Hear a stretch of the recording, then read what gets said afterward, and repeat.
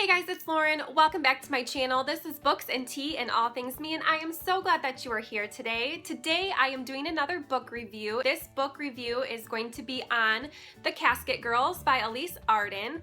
This is a book that I received for free from NetGalley in exchange for an honest review, and I'm really excited to share it with you. So this was Alys Arden's debut novel, and I looked into it a little bit more, and this book was actually originally published a couple of years ago, and this month in November they republished it, but it's an expanded version of what it was before with some extra content, some extra storyline. So this is not a new story, it's just a new version of the story. I don't know if she's written anything else in the 2 years since this has happened, but it was her first novel ever, and it is a fiction fantasy book.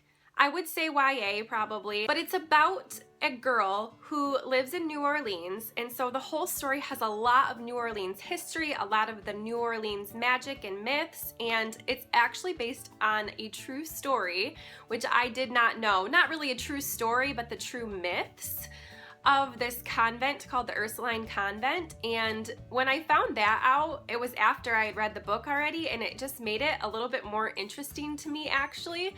So when you kind of know the history of it, I think it's even better than if you didn't. So there's a lot of New Orleans stuff in this book. There's a lot of the voodoo and the magic and just the culture of New Orleans with all the Mardi Gras stuff and all of the special stuff that only happens in New Orleans. I've never been to New Orleans. I've never read anything about New Orleans before, and so it was a good experience for me. I thought it was all really interesting, and it actually made me want to go travel down there, so maybe someday. I'm not the big party type, so I don't know if I would really have very much fun at Mardi Gras. I think it would be too overwhelming for me, but I would love to just see the city and just how it functions in everyday life. I think it'd be awesome. And Alys Arden is actually from New Orleans, and I think grew up in a family that believed in a lot of these myths and a lot of the voodoo stuff that goes on, and so that brought a really interesting perspective too. Okay, so let me tell you what this book is about. This book is about our main character. Her name is Adele, and basically at the beginning of the story there's this huge storm, and it's bigger than any other storm that New Orleans has ever experienced before, and so they just name it the storm. And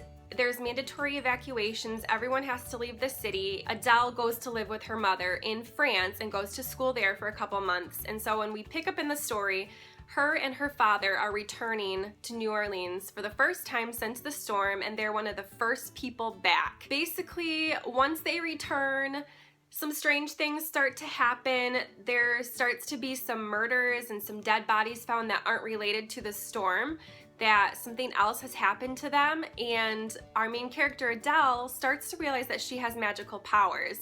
So she starts to realize that she can move things with her mind and that she can light fire in her palm. There's this moment where she's drawn to the Ursuline Convent, and she rattles the shutters or the windows that have been locked up for forever and pulls out this stake that had the window closed with her mind. That's sort of where I'm gonna leave it for you. I would really like to tell you more, but I didn't know a lot about this book when I started it, and I think that you would enjoy it more if you don't know a whole lot about it before going into it. But I will say one thing that I did not realize, because I did not really read much about this book before I started it, was that it is a vampire story.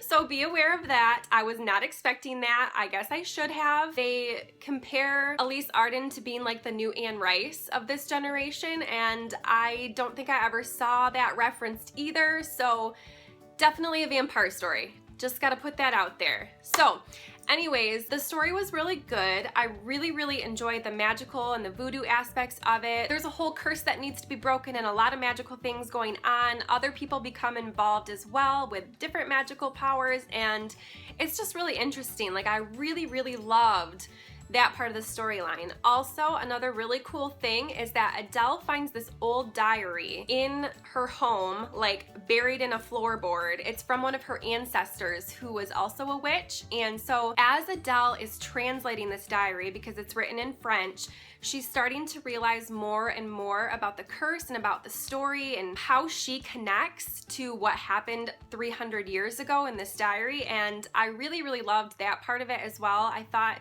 The diary portions were really, really good. I really liked how we were discovering what was going on at the same time that Adele, our main character, was. There's just a lot of mystery, a lot of action. The one big gripe that I have with this book is that it is insanely long. I read this on my Kindle, so I didn't really know how many pages it was when I started it, but I looked on Goodreads and it's like 530 some pages. It is long. There was a couple times when I just had to will myself to pick it back up because I knew I needed to read it for the review and really wanted to get through it so that I could start another book, and it just dragged at times. I think some people would not have the same opinion that I would about that. There's a ton of 5-star reviews out there on Goodreads. A ton of people absolutely love this book, but I thought some certain things could have been cut out. The one big thing that I think actually did not even need to be in the story was the storm. The big storm that happens at the beginning, it takes up like 100 pages probably at the beginning, and there are certain parts of the story that relate back to the storm that she would have had to find a different way to tell that part of the story if the storm had not happened, but I just did not think it was necessary. I think that the story could have been told in normal New Orleans, in everyday life in New Orleans, and it did not need that aspect in it. Also, there was a lot of characters in this book, like a lot, and I really should have kept a notebook beside me and written down the names and who everybody was, but I just didn't realize that that was gonna be a problem when I started, and so by the time I realized that I probably should have started writing things down, I already didn't know who people were. So I don't know if that's just me. I actually read this book over the course of only a few days, so I really should not have forgotten things, but I did. I think between those two problems that I had with the book, I think that's why I gave it my 3-star review. I did really enjoy this book, and I thought it was a great story. I really liked it. It was very unique with the New Orleans culture and the history and the myths. Definitely unlike anything I've ever read before, and I think it's definitely worth reading. It just was so long. So there's a couple other things I want to tell you about this book. One, there is a really good book trailer out there. I think you can find it through Goodreads, or if you just search for the book trailer on YouTube, you can find it. I watched it after I read the book, but I think it would have been kind of a cool thing before, so it would have set some pictures in my mind. And I would definitely recommend checking that out. Also, I really enjoyed Alys Arden's writing style. I thought that she wrote the book beautifully. It's not very poetic or anything, but it's just really well done.